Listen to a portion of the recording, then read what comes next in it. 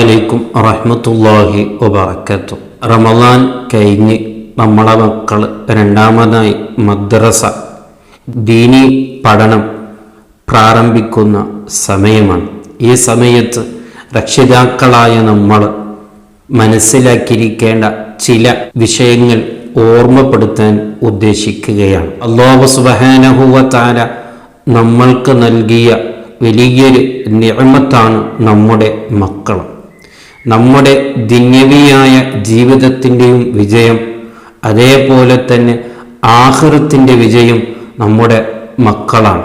ഏതൊരു ബാപ്പയും ഏതൊരു ഉമ്മയും അവർക്ക് മക്കളായതിൻ്റെ ശേഷം പിന്നെ അവരുടെ ജീവിതം മുഴുവനും അവർ ത്യാഗങ്ങൾ സഹിക്കുന്നത് മക്കൾക്ക് വേണ്ടിയാണ്. അപ്പം ഇത്രമാത്രം ത്യാഗങ്ങൾ സഹിച്ച മക്കൾ ഭാവിയിൽ നമുക്കവർ ആവശ്യപ്പെടുന്ന സമയത്ത് അവർ നമ്മൾക്കെതിരെ തിരിയുന്നൊരവസ്ഥ ആയിത്തീർന്നാൽ അത് ദുനിയാവിലാവട്ടെ ആഖിറത്തിലാവട്ടെ അതിനേക്കാൾ ഖേദകരമായൊരു വിഷയം മറ്റൊന്നില്ല. അങ്ങനൊരു അവസ്ഥ വരാതിരിക്കാൻ വേണ്ടി നാം പലതും ചെയ്തിരിക്കേണ്ട കാര്യങ്ങളുണ്ട്. അതിൽ വളരെ പ്രധാനപ്പെട്ട ഒരു വിഷയമാണ് നമ്മളെ മക്കളെ ദീനി ബോധമുള്ളവരാക്കുക, അവർക്ക് ദീനി പഠനം നൽകുക. അതിൽ വളരെ പ്രാധാന്യമുള്ള ഒരു വിഷയമാണ് അവർക്ക് മദ്രസ പഠനം നൽകുക എന്നുള്ളത്.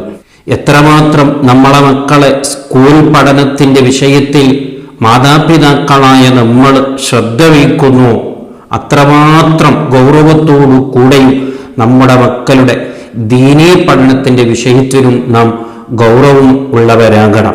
അതിൽ ഒന്നാമതായി വളരെ പ്രധാനമായി മനസ്സിലാക്കിയിരിക്കേണ്ട ഒന്നാമത്തെ ഒരു വിഷയമാണ്, നമ്മളെ കുട്ടികളിൽ ആരെങ്കിലും ഈ വർഷം മദ്രസയിലേക്ക് ചേർക്കാനുള്ള കുട്ടികളുണ്ടെങ്കിൽ അത് വളരെ പെട്ടെന്നായി അതിൻ്റെ സമയങ്ങൾ ആയിട്ടുണ്ടെങ്കിൽ പെട്ടെന്ന് അത് ചേർക്കാൻ നോക്കണം.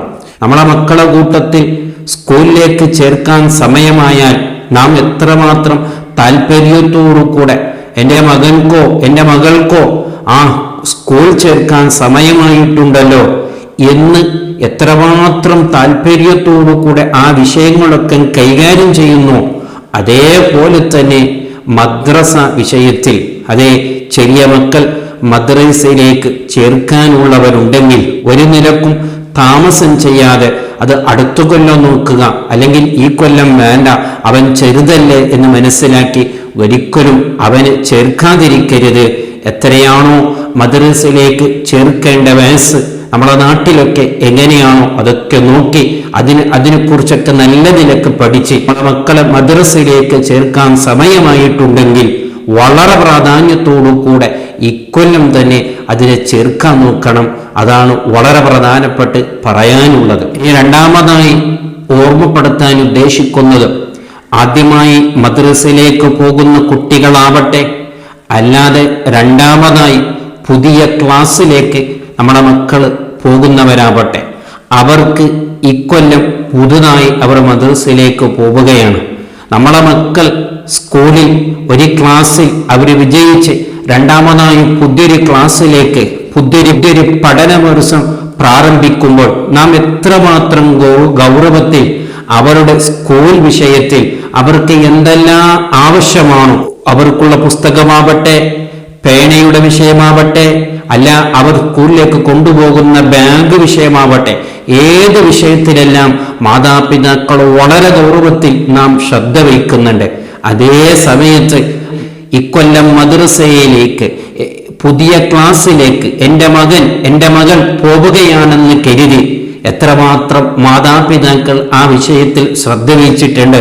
അവർക്ക് പുസ്തകം ആവശ്യമുണ്ടോ, ആവശ്യമുള്ള നോട്ട് ബുക്കുകൾ ആവശ്യമുണ്ടോ, അവർക്ക് പുതുതായി വേണ്ട പേനകൾ ആവശ്യമുണ്ടോ, അല്ലെങ്കിൽ പുതുതായി കൊടുക്കേണ്ട ബാഗ് ആവശ്യമുണ്ടോ, ഈ വിഷയത്തിലൊക്കെ നമ്മൾ എത്രമാത്രം താല്പര്യപ്പെട്ടിട്ടുണ്ട് എന്ന് നാം ഗൗരവത്തോടു കൂടെ ചിന്തിക്കണം. സ്കൂൾ പഠനത്തിന്റെ കാര്യം വരുമ്പോൾ അവിടെയെല്ലാം പുതിയ കാര്യങ്ങളൊക്കെയും നാം എടുത്തു കൊടുക്കുന്നു.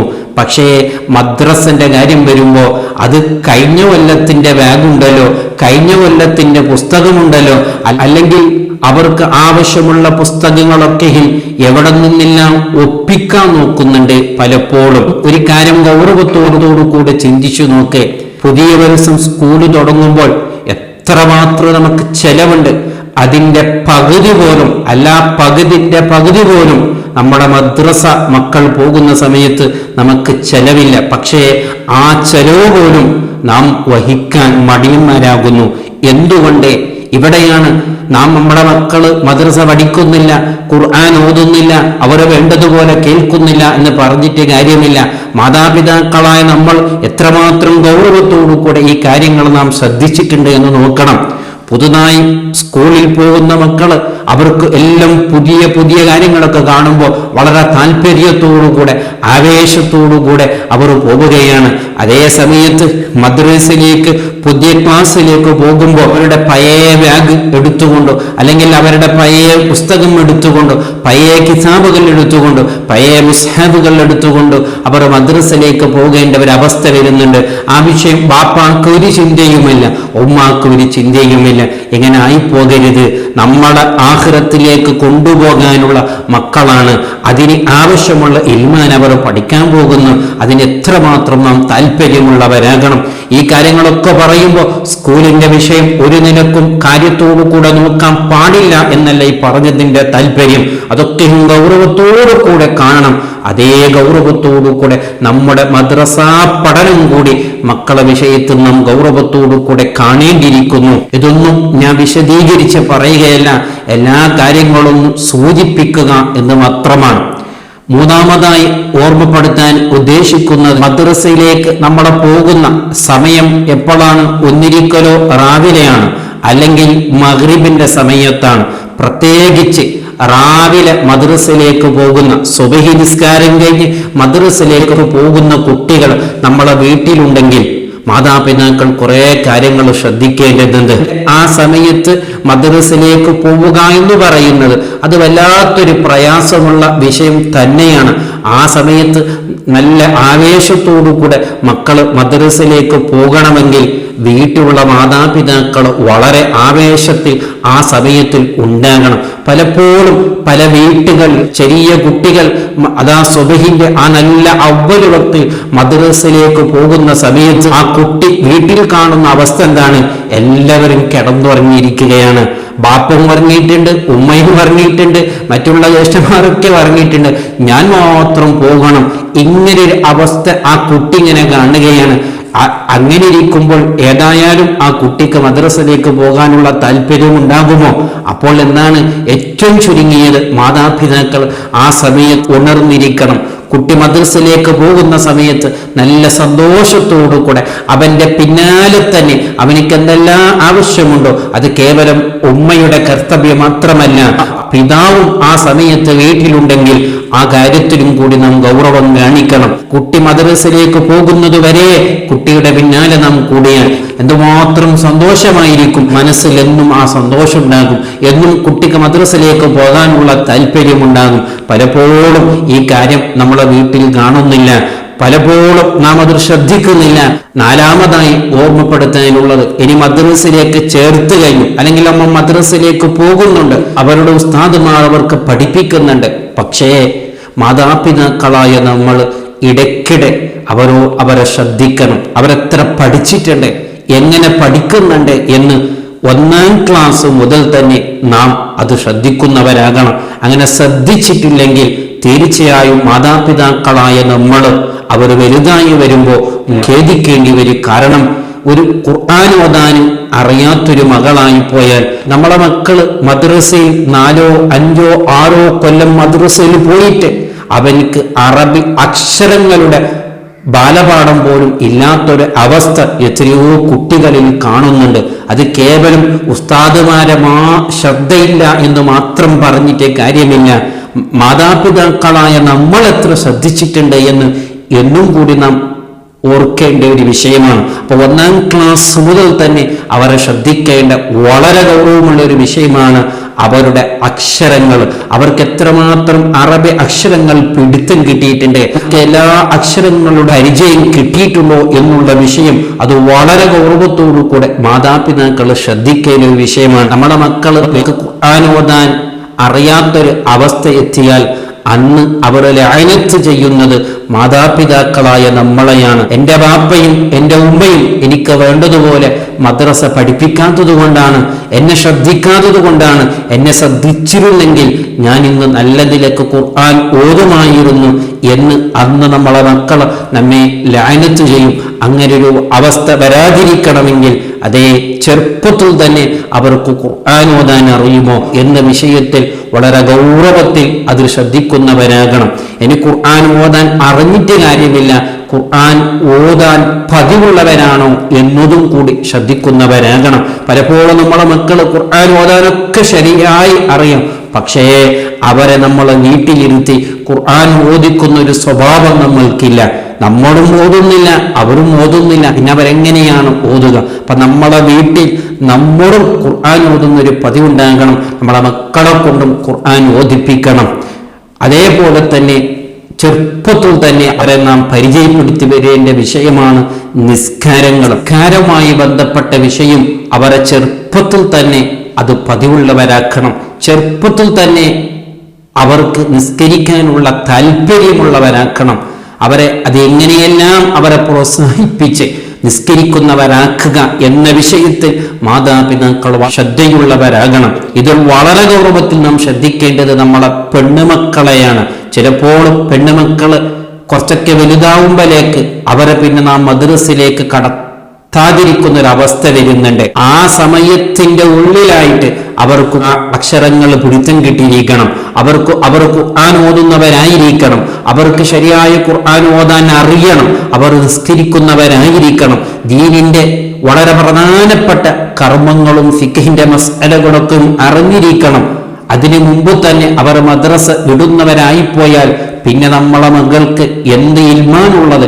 അവസാനമായി ഇതുമായി ബന്ധപ്പെട്ട് മനസ്സിലാക്കേണ്ട ഒരു വിഷയമാണ്, നമ്മളെ മക്കളെ നാം മദ്രസയിലേക്ക് അയച്ചതിൻ്റെ ശേഷം നമ്മളെ മക്കളെ ആരാണ് പഠിപ്പിക്കുന്നത്, ഏത് ഉസ്താദാണ് പഠിപ്പിക്കുന്നത്, അത് നമുക്ക് നല്ല പരിചയമുണ്ടാകണം. ആ ഉസ്താദിനോട് ഇടയ്ക്കിടയ്ക്ക് പിതാവായ നമ്മൾ അത് അന്വേഷിക്കണം.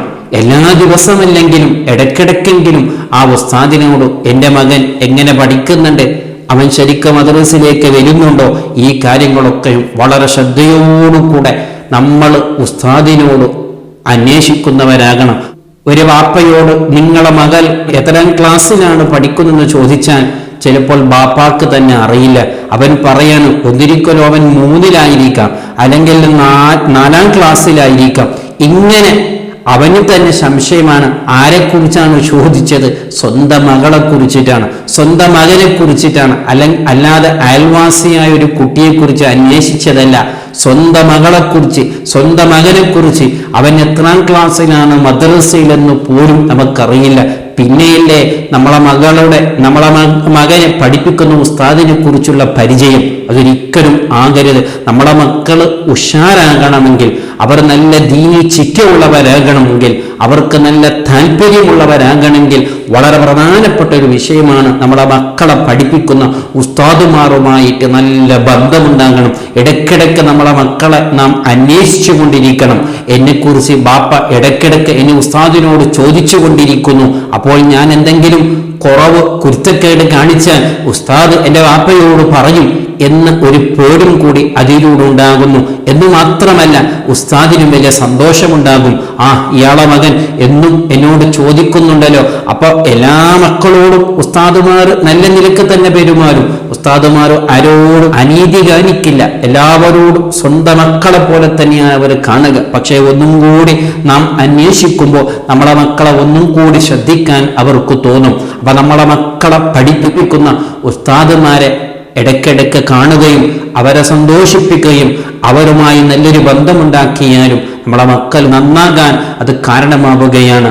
ഇങ്ങനെ ധാരാളം വിഷയങ്ങൾ മദ്രസവുമായി നമ്മുടെ മക്കളുടെ പഠനവുമായി നാം ശ്രദ്ധിക്കേണ്ട വിഷയങ്ങളാണ്.